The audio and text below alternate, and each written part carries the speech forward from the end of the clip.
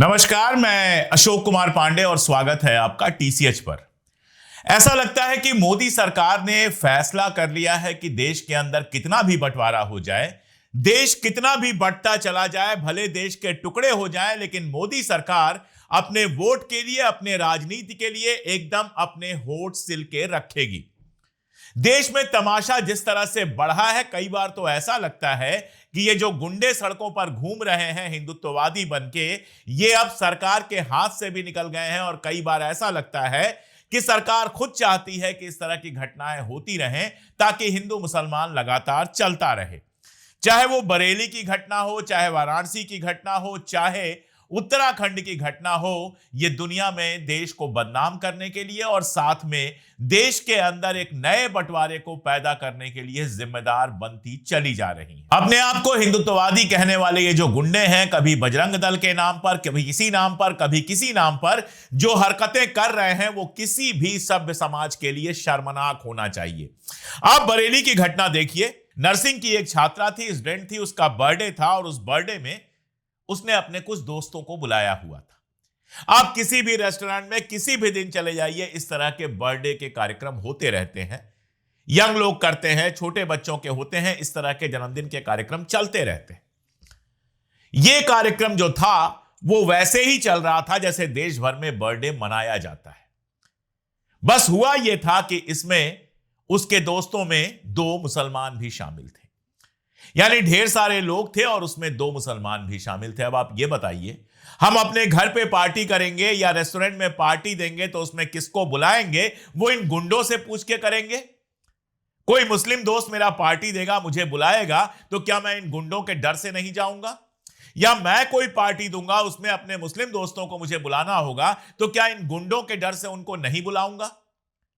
Party चल रही है, पार्टी में तमाम सारे लोग हैं, जिसमें सिर्फ 2 लड़के जो है वो मुसलमान हैं। वहां ये गुंडे घुस जाते हैं, मारपीट करते हैं, एक मुस्लिम लड़के की उंगलियां तोड़ देते हैं, कहते हैं लव जिहाद हो रहा है।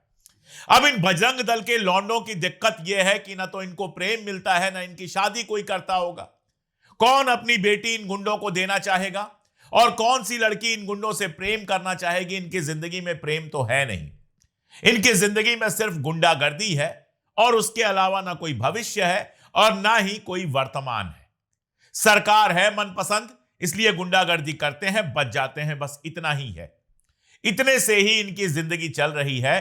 किसी नेता के यहां से 2-5 हजार रुपए मिल जाते होंगे तो खाने पीने का जुगाड़ हो जाता होगा। इससे ज्यादा मुझे ये कुछ किसी काम के दिखाई नहीं देते। अरे भाई, किसी की पार्टी चल रही है, तुम कौन हो ये देखने वाले कि उसमें कौन आया है कौन नहीं आया है? एक बर्थडे पार्टी में 2 मुस्लिम लड़के पहुंच गए तो लव जिहाद हो गया। तमाशे की हद मचा के रखा हुआ है। तुम्हारे प्रधानमंत्री ओमान जाते हैं एक मुस्लिम देश में और वहां से क्या करवा के ले आते हैं कि यहां का जो हलाल सर्टिफिकेट होगा वो ओमान में मान्य होगा, यानी यहां क्या जो सामान ओमान में जाता है उस पर हलाल सर्टिफिकेट लगा होगा तो ओमान खरीद लेगा। तो प्रधानमंत्री ओमान जाते हैं, एक मुस्लिम देश में जाते हैं, वहां के शेख से मिलते हैं, फोटो आती है, दोस्ती की बात होती है, हलाल सर्टिफिकेट मान लेने की बात को एक विजय की तरह, एक जीत की तरह दिखाया जाता है। और देश के अंदर अगर किसी पार्टी में 2 मुसलमान लड़के हैं तो इन गुंडों को उससे दिक्कत होती है। और सबसे खतरनाक, जो सबसे गलत बात हुई है वो ये कि जब यह घटना हो गई तो गुंडों के खिलाफ कोई कार्रवाई करने की जगह जो 2 मुस्लिम लड़के गेस्ट के रूप में आए हुए थे, किसी के बुलाने पर आए हुए थे, जिनकी कहीं कोई गलती नहीं थी, उनके ऊपर केस कर दिया गया, शांति भंग का केस कर दिया गया बीएनएस की धारा 170, 126 और 135 के तहत। पुलिस की जांच में उन लड़कों के खिलाफ कुछ नहीं मिला। आप सोच के देखिए, गुंडे आते हैं, मारपीट करते हैं, उनके खिलाफ पुलिस को नहीं मिलता है। मिलता किसके खिलाफ है? जो वहां गेस्ट की तरह गया था, जो पार्टी का हिस्सा था, पार्टी को एंजॉय कर रहा था, जिसको इज्जत के साथ बुलाया गया था, उस पे, और जो उसको बचाने की कोशिश कर रहा था, ऐसे एक रेस्टोरेंट के कर्मचारी पर केस किया गया। यहां मामला अच्छा है कि लड़की के घर वाले बिल्कुल इस सारे हुड़दंग के खिलाफ थे। लड़की के भाई का एक स्टेटमेंट आया जिसमें उसने कहा कि उसकी बहन को बजरंग दल वालों ने परेशान किया, उसके दोस्तों को बेरहमी से पीटा गया और उन मुस्लिम लड़कों की उंगलियां तक तोड़ दी, उनकी एकमात्र गलती एक दूसरे से दोस्ती करना था। जब आप नौकरी करते हैं, जब आप कहीं पढ़ाई कर रहे हैं, वहां हिंदू होता है, मुसलमान होते हैं, सिख होते हैं, ईसाई होते हैं, सब एक दूसरे से मिलते जुलते हैं, एक दूसरे की शादियों में जाते हैं, पार्टियों में जाते हैं। ये गुंडे कौन होते हैं? उसमें उंगली करने वाले। ये गुंडे कौन होते हैं? उसको रोकने की कोशिश करने वाले। लेकिन आप देखिए, प्रशासन का संरक्षण मिला हुआ है। मैंने आपको बताया कि शुरुआत में इन लड़कों के खिलाफ ही केस कर लिया गया और बजरंग दल के जो लोग आए हुए थे उनके खिलाफ कुछ नहीं किया गया। उसके बाद सोशल मीडिया पर हंगामा शुरू हुआ। सोशल मीडिया पर लोगों ने वीडियो पोस्ट करने शुरू किए, सोशल मीडिया पर लोगों ने लिखना शुरू किया, बहुत सारे लोगों ने यूट्यूब पर तुरंत वीडियो बनाया। नतीजा यह हुआ कि 24 घंटे बाद बजरंग दल के जो 2 लड़के थे, ऋषभ ठाकुर और दीपक पाठक, उनके खिलाफ मुकदमा दर्ज हुआ है और 20-25 अज्ञात लोगों के खिलाफ FIR दर्ज कराई गई है। ये जो मुकदमे दर्ज हुए हैं, ये BNS की धारा 333 सहित 115(2), 352, 351(3), 324(4), 131, 191(2) में ये धाराएं लगी हैं। अब धाराएं तो लग गई, उनके खिलाफ कोई कार्रवाई होगी कि नहीं होगी, ये देखने वाली बात है। और बरेली कोई अकेली घटना नहीं है, बनारस की घटना है।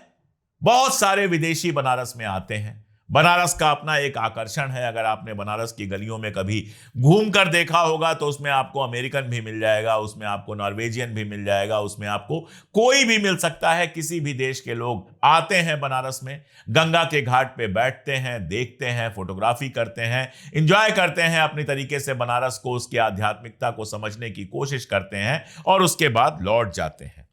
इसी वाराणसी की कहानी है, इसी बनारस की कहानी है।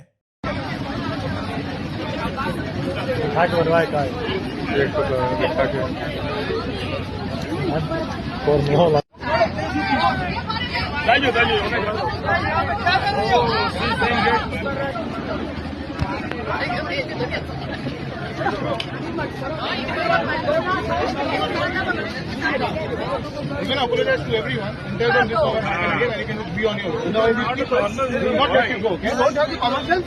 This is a holy river. You have to be. This is our holy river. So many people are taking part here. No, sir ji. Just apologize. You should be sorry for this.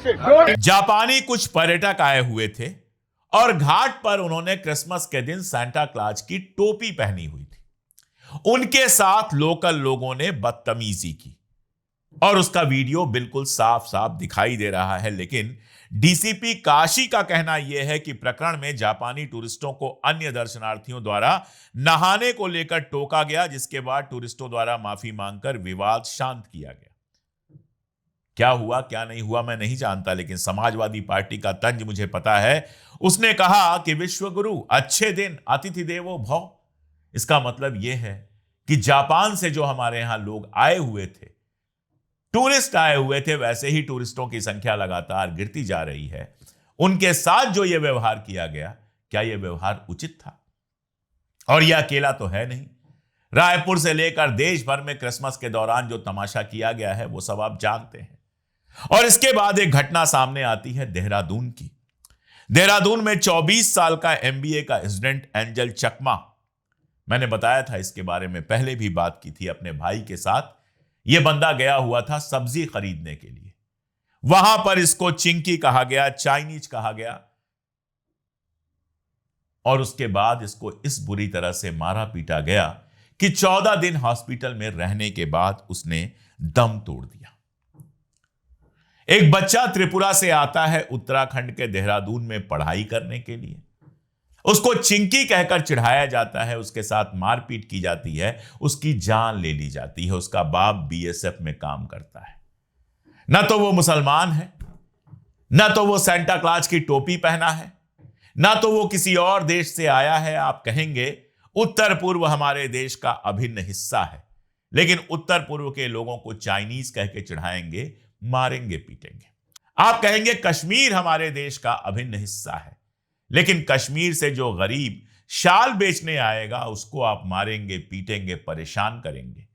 ये आपकी संस्कृति बन गई है। जिन लड़कों ने angel चकमा के ऊपर हमला किया उनके नाम आप जरा देख लीजिए। मुख्य आरोपी इसमें है यज्ञ अवस्थी जो फरार है, अवनीश नेगी, शौर्य राजपूत, सूरज खवास, सुमित, आयुष बरोनी, ये वो लड़के हैं जिन्होंने हमला किया इस बंदे के ऊपर जो हिंदुस्तानी था, किसी को डिस्टर्ब नहीं कर रहा था, किसी तरह की कोई दिक्कत पैदा नहीं कर रहा था। उसका कसूर सिर्फ इतना था कि उसका चेहरा मोहरा अलग है।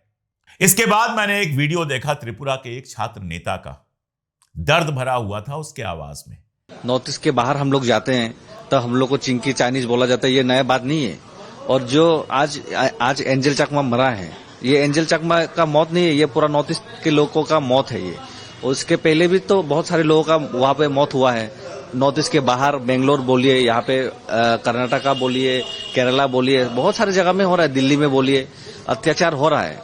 मैं तो डायरेक्ट सेंट्रल गवर्नमेंट को बोलना चाहता हूँ, अगर देखिए आप लोग नॉर्थ ईस्ट के लोगों को आप लोग मान सम्मान नहीं दे सकते, नॉर्थ ईस्ट के लोगों को आप लोग प्यार नहीं दे सकते, नॉर्थ ईस्ट के लोगों के लिए आप लोग टेक केयर नहीं कर सकते, तो हम लोग को अलग ही देश दे दीजिए। हम लोग अपना टेक केयर हम लोग खुद ही कर लेंगे, क्योंकि बहुत हो गया है, बहुत ही हो गया, ये तो ज्यादा ही हो गया। देखिए इंसानियत का भी एक नाम होता है।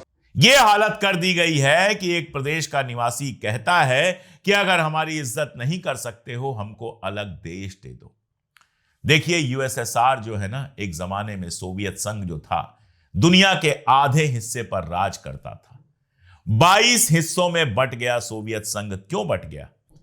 असल कारण यह था कि जो छोटी छोटी राष्ट्रीयताएं थीं, चाहे वो जॉर्जिया हो, चाहे उज्बेकिस्तान हो, चाहे एस्तोनिया हो, चाहे लिथुआनिया हो, इन लोगों के साथ न्याय नहीं होता था। रूसी इनको अपने बराबर का नहीं समझते थे, उनके साथ बदतमीजी करते थे और उनके खिलाफ हर तरह का उत्पीड़न होता था।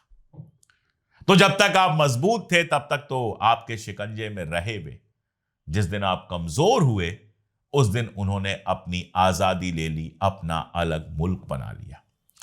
युगोस्लाविया का कभी इतिहास आप पढ़िएगा, क्या शानदार देश हुआ करता था, और हालत यह हुई कि 7-8 टुकड़ों में बट गया। कारण वही जो सोवियत संघ के लिए था। हमारा देश भी ऐसा ही देश है जिसमें अलग अलग चेहरे मोहरे हैं। साउथ में लोग गोरे नहीं होते बहुत, जो उत्तर पूर्व के लोग होते हैं उनका जो चेहरा मोहरा है वो उत्तर भारत के लोगों से अलग होता है। गुजरात के लोग अलग भाषा बोलते हैं, महाराष्ट्र के लोग अलग भाषा बोलते हैं, पंजाब में सिख हैं जो दाढ़ी रखते हैं और पगड़ी रखते हैं और किरपान रखते हैं, जिनका धर्म अलग है, बोली बानी अलग है। कश्मीर है जहां मुस्लिम आबादी ज्यादा है, उनका खाना पीना रहना सब अलग होता है। भारत एक ऐसा देश है कि एक ही समय पर आपको अलग अलग मौसम मिल जाएंगे। आप इस समय साउथ इंडिया में चले जाइए, आपको गर्मी मिल जाएगी। कश्मीर में चले जाइए, बर्फ गिर रही होगी। दिल्ली में ठंड है, उत्तर पूर्व में अलग मौसम होगा। उड़ीसा में जाएंगे तो वहां गर्म मौसम होगा।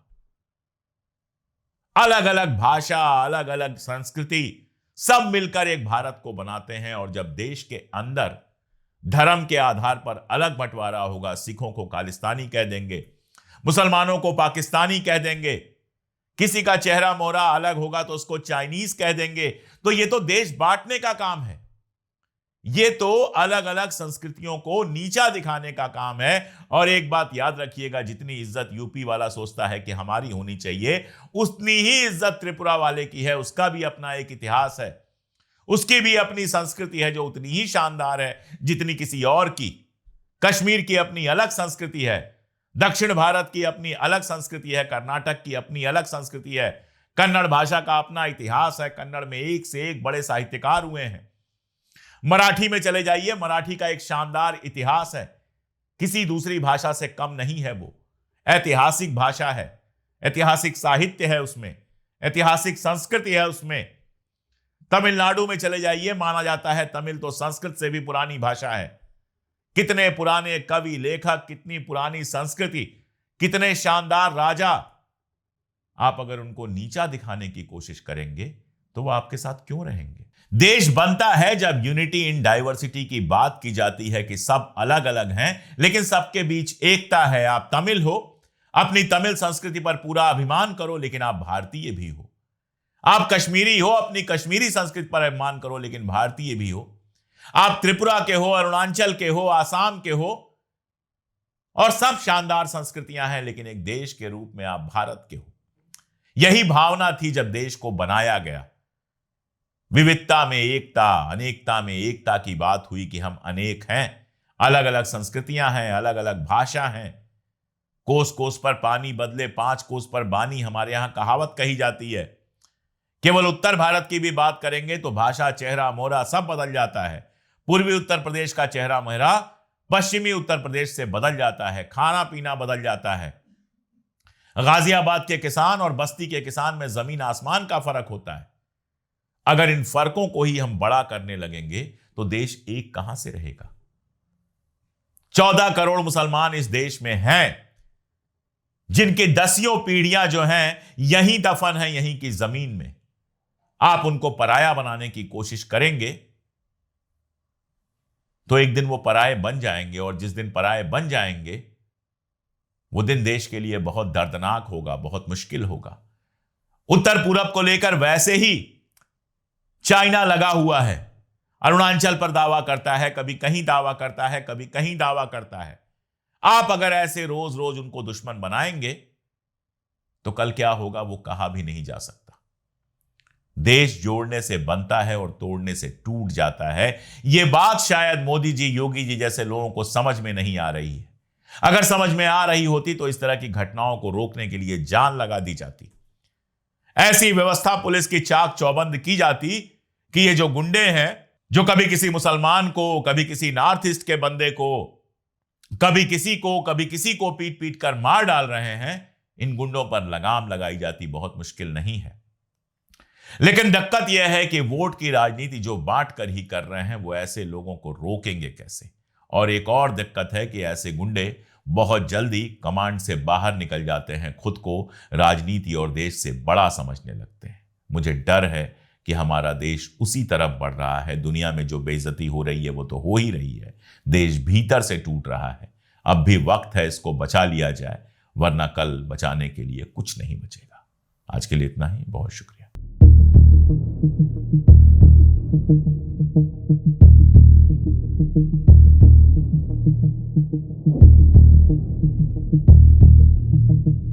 Thank you.